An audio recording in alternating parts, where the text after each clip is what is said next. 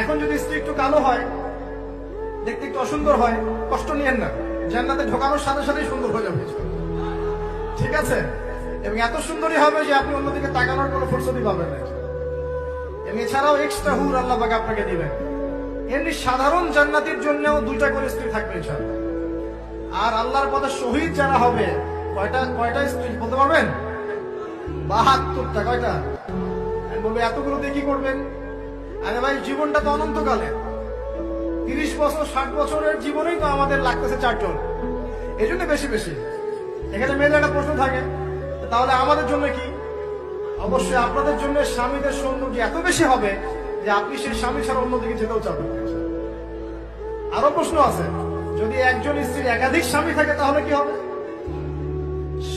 সর্বশেষ যে স্বামীর সাথে সে সংসার করেছে, সেই স্বামী যদি সৎ হয় এবং স্ত্রী যদি সৎ হয়, এই স্বামীর সাথে সে থাকবে জান্নাতে। একজন সাহাবী হুযায়ফা রাদিয়াল্লাহু আনহু ইন্তেকালের সময় তার স্ত্রীকে বলছেন, আমার পরে আর বিয়ে করবো না, যদি আমার সাথে জান্নাতে থাকতে চাও তাহলে আমার পরে আর বিয়ে করো না। একজন সাহাবী মুআবিয়া রাদিয়াল্লাহু আনহু, তিনি আবু দারদা রাদিয়াল্লাহু আনহু স্ত্রীকে প্রস্তাব দিয়েছিলেন তার ইন্তেকালের পর। আবু দারদা রাদিয়াল্লাহু আনহু স্ত্রী অস্বীকার করছেন, রিফিউজ করলেন, না আমি বিয়ের প্রস্তাবে রাজি নই, না আমি আবু দারদার সাথে জান্নাতে থাকতে চাই। প্রিয় ভাইরা, পরিবারগুলোকে জান্নাতি বানাতে হবে।